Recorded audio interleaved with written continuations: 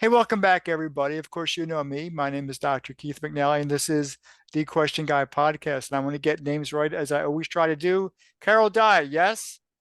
Yes, All right. And so I fully appreciate you joining me in this conversation. And so much is going to be given today in this conversation, so much wisdom. But I want to start in the middle of the conversation. I want to start in the middle of the story, which I typically never do, only because you gave me some insight that COVID and the quarantine was a great reset. It was a reset for you, but the Envision Speaker Series, the Question Guy podcast, the Envision Speaker Series is another conversation altogether. This podcast was really birthed from COVID and the quarantine in terms of everybody was making changes in their life. They were resetting their values, they were resetting their purpose, and that was a perfect segue to say, hey, let's start there. Before we get into the deep dive of the conversation, Carol, tell us who you are and what really brings you here today. thank you, Keith. Thank you for having me. This is a privilege and a pleasure. Again, my name is Carroll Dey. I live in Washington, D.C. I am a realtor with TTR Sotheby's International Realty here in Washington. I've been in real estate for 25 years, and that segues into what brings me here today. Was a book that was gifted to me written by a man named Bob Berg. And it was gifted to me when I did an immersion program called Ninja back in 2019. And the book turned into a mastermind with Bob at the end of last July and his partner, Kathy. And the mastermind gave each of us a 1 hour opportunity to share with our group of 7 people our dreams or our struggles or where our life would lead. And at the end of it, everyone heard my story over that hour and said, "You've turned tragedy into triumph." And through one of the people who had also led me to doing that, my friend Gabrielle, I was led to the person that brought us together in this podcast. So it's a long way of saying serendipity, synchronicity, and where I believe life, if we're open to it, takes us. When the student is ready, the teacher appears, right? Oh, And I believe that's what led me here. well, I like that. And hopefully there are lots of teachers that were taking the role throughout all of this journey that you're on. And so this is a story. So for those of you in the audience watching and listening, we're going to go back to the 1990s, right? 1995? Yes? Yeah. So let's get started in all of those specific moments so that we at least highlight them and give the grand picture of what's going on with you. What happened in the 1990s? It was a snapshot in how life can change in an instant. In January, actually January 20th, 1995, my dad took his own life. I um I can tell people who are listening, and one of the reasons I believe I should be doing this is that the pain of that has never really dissipated. Right. It actually feels stronger, the loss today. And maybe it's because I'm now sharing my truth and my wisdom and being more vulnerable than I was willing to be then. Mhm. 2 years later, I fell in what the world would call love.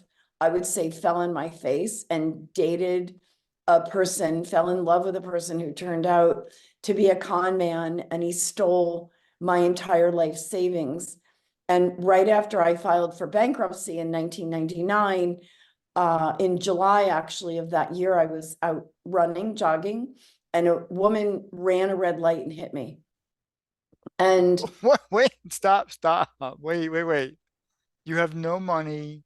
You got hit by a car.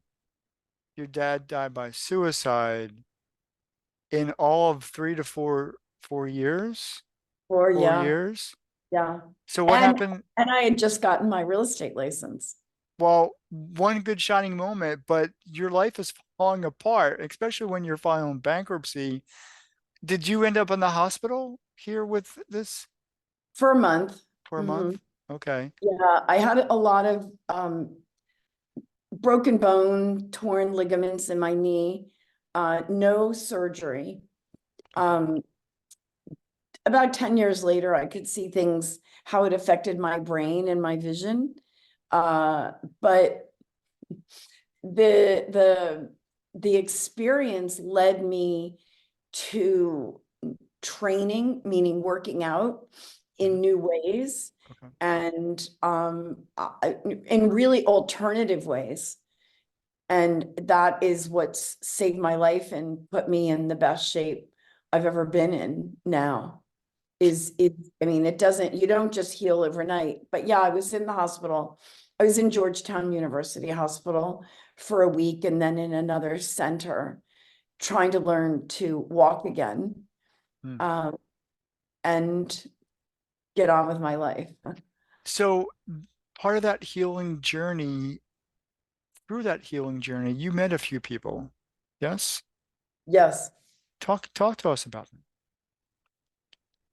from then until now, or well, um, coming out of that, I needed to support myself.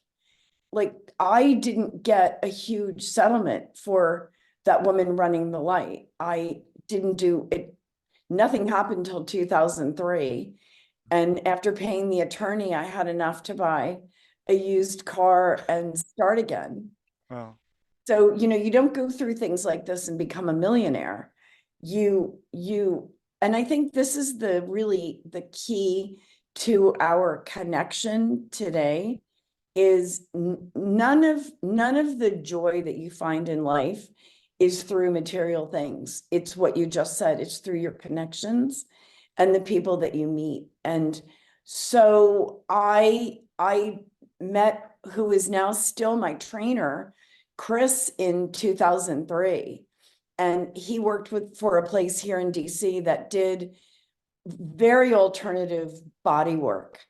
And that really started to change my life spiritually, physically, mentally. And I continue to work with him today, but he has his own place. And then, like I said, I had to earn a living. So I partnered with people in real estate to get my feet back on the ground. And miraculously, I sold two houses right before I was hit by the car. So when I got out, my my little bit of money that was in a drawer, I had no bank account, Wow. um, like not even $2,000 did I have. And I came out of the hospital with about $13,000 to start my life all over again from those two sales. So I want to touch on a little bit about your physical healing. You said, well, it was more than that because you said you've used the word alternative a couple of times. So enlighten all of us who are listening, what does alternative mean? And what does it mean specifically to you? So the way we work is the word, and it's important to say words that people understand because what we do is very scientific. So you're working with you are working with the fascia, and the fascia is I'll just say the layer under your skin, and that's what holds everything in place. That's the most simplistic way of saying it. Okay. But it's really working with alignment and your own body strength. And the alignment is that I have the three ligaments in my knee are not whole ligaments, but because I've built all the muscle around those torn ligaments, and never had an operation, my left leg is in some ways stronger than my right leg. Okay. So what Chris and his team do is, like, everybody says, oh, I have to have my shoulder replaced or my knee, or they try to prevent surgery by helping you to get your body healthy from the inside out. Because all of us can build muscle, right? But you have to do it, you have to really do it by working from the strength that you have within. So we use balls, we use rollers, we use weights, we use everything, but it's really based on your body strength. Well, good. How is that you talked about alignment? Are you talking about the physical alignment or alignment with your cognitive self and spiritual self? How does that all, So how's it? yeah, that's a great question. It is your physical alignment, right? Okay. But if you're aligned physically, then you're aligned mentally, cognitively, spiritually, hopefully, because you're aligning your body.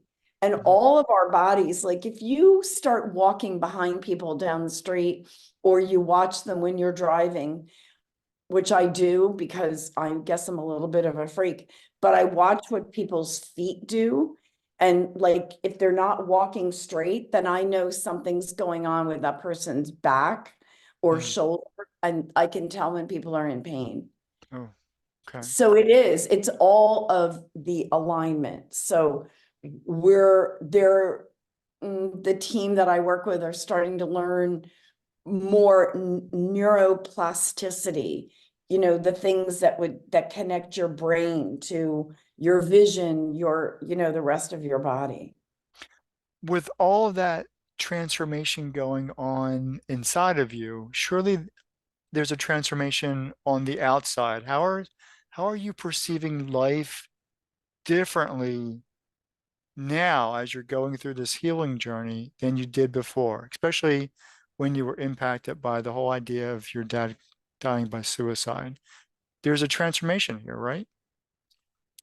Yeah, and I think the answer, it's there's got so many. You and I used, when we were talking earlier, I said the word tapestry.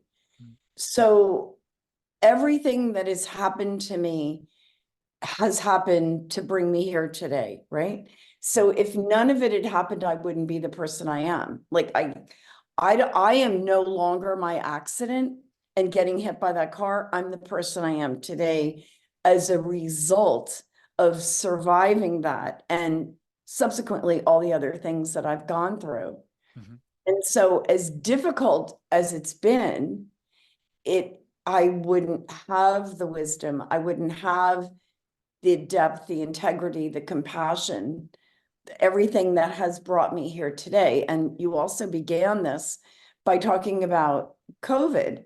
There was that Mhm. big chapter, Mhm. and then and so all of my healing, like if I look back to what happened after those three things or four things, and what I went through, and then as a universe, because I can use that, I think, pretty easily, we all went through COVID together.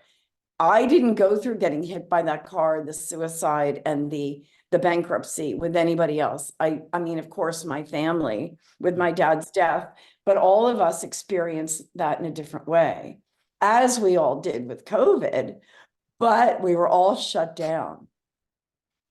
It was a universal thing. It definitely was. And like I said, this whole podcast, The Question Guy, was birthed from the idea that because of that, people were wanting to be different. They were wanting to make changes, significant and intentional. So let's talk about that. What was the significance and the intention behind your next pivot through COVID?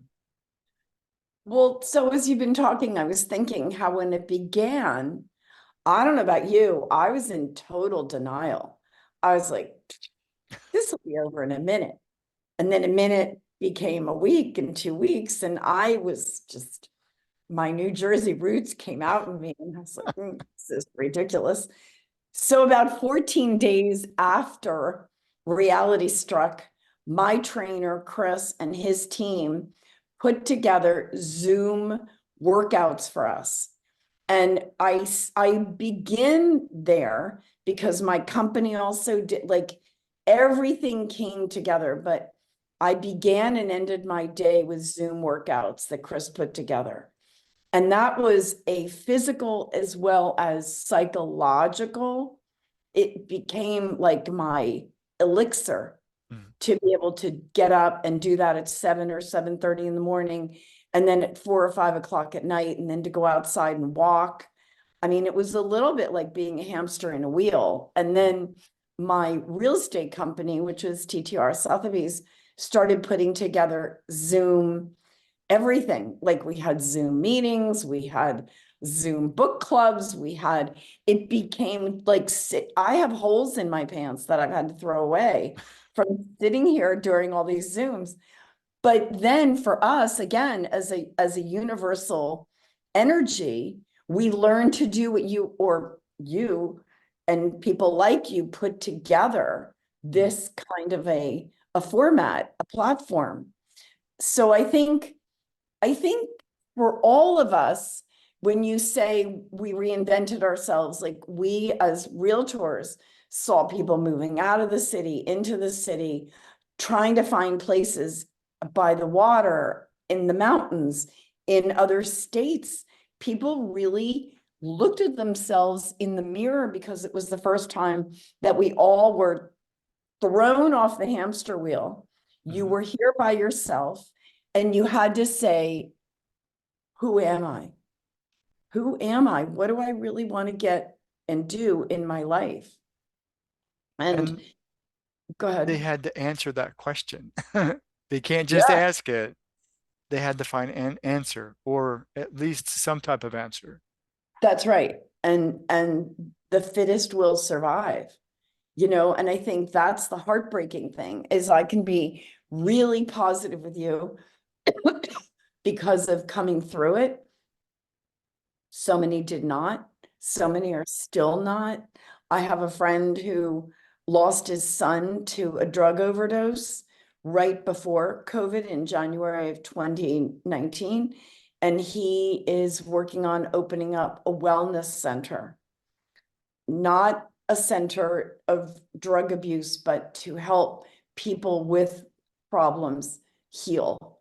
And he has a whole vision to do it. And, there's so many people that need help. They need not 1 month in rehab, but a long time. And I think that's part of what you're helping me to express, is how have we all been brought together to make this a better world? And just to give some insight, my suicide attempt in 2021, uh, Right. that and mixed in with COVID and the quarantine has really, created this space. I created this space from all of that impact. And my healing journey has been with every conversation since. And so the very first conversation of the question guy and all of the conversations that followed, including all the different conversations of different podcast formats that I now have been a part of my healing journey. And it has been listening and engaging with people like yourself to say, if they can do it, I can do it. And I can step up. And I think you used the word earlier, vulnerable. You allowed yourself to become vulnerable. You then gave yourself permission to share your story. And now, with that, you are helping people of all different ages going through all different circumstances. So let's talk about your most recent inspiration. You met a man named Bob Berg. Yes? Yeah, but I want to say something to you first.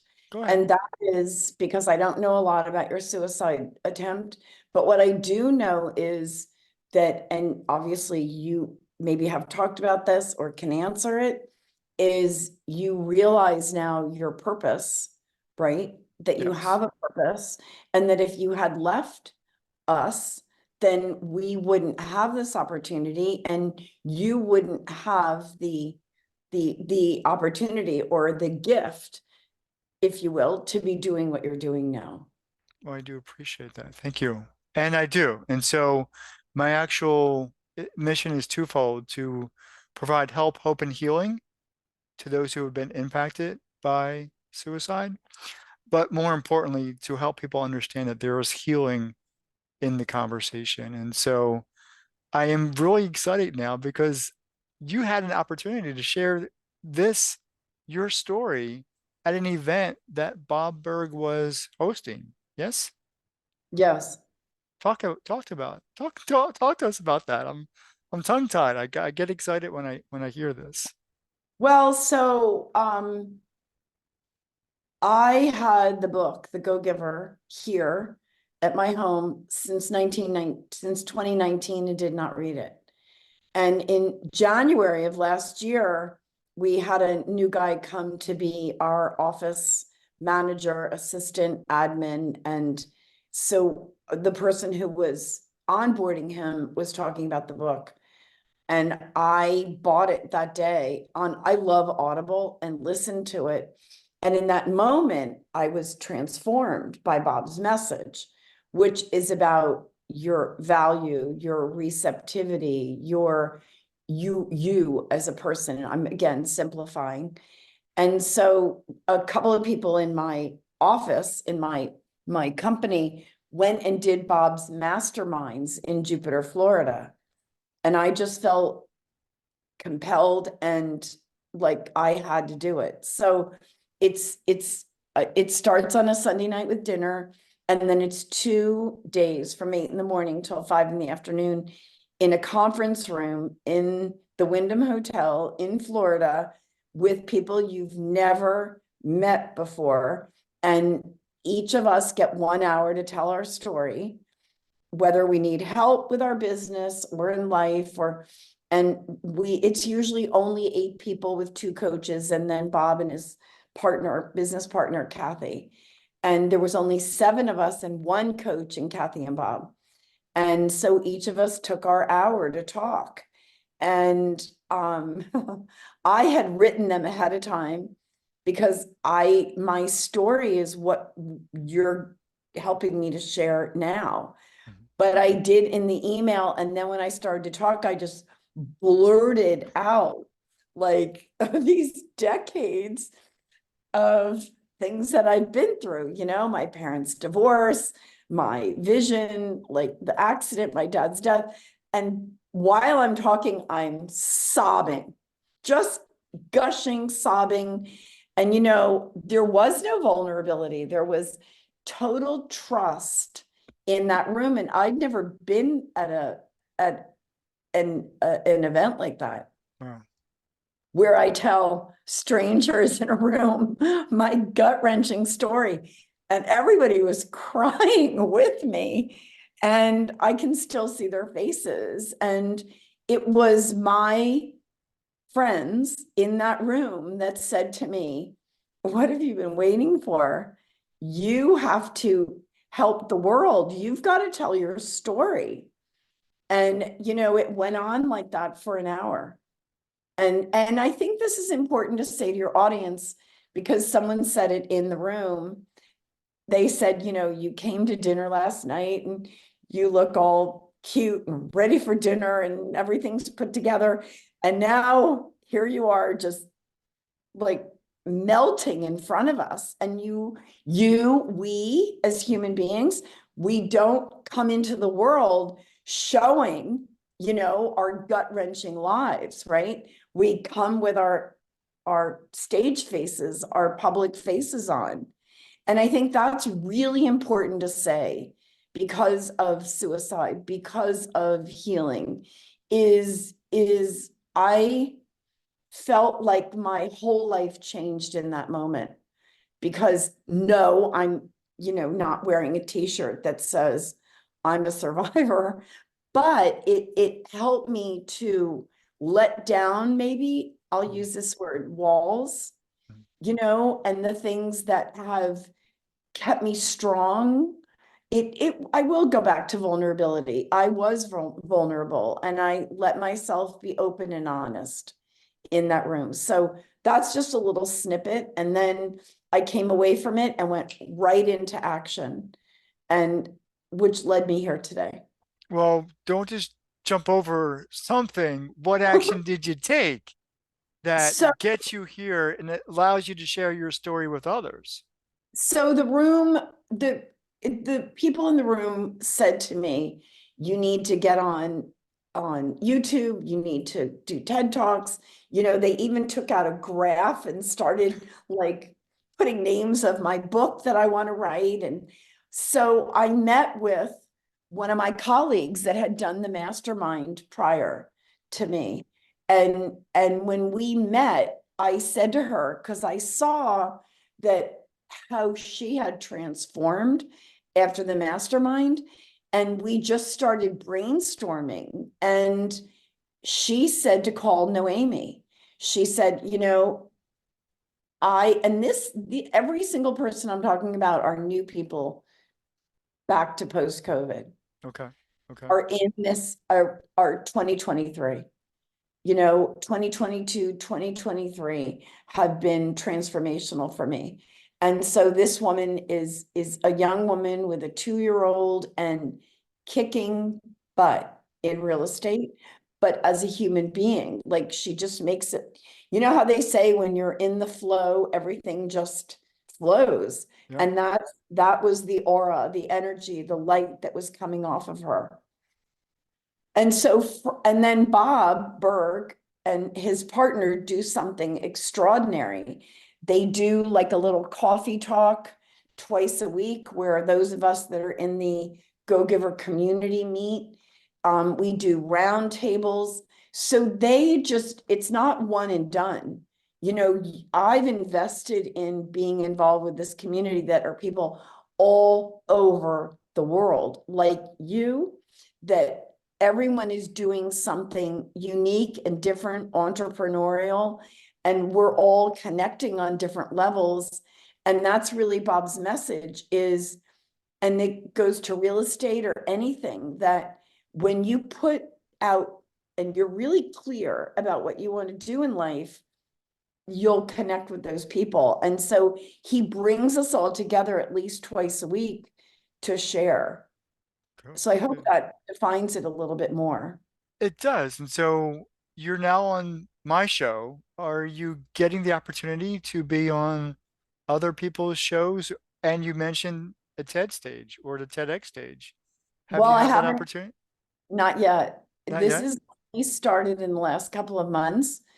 I've interviewed with 3 other people, but it was all towards the end of the year. Okay. So none of the things that I've done have launched yet. Okay. And I really didn't know how to take the TED steps.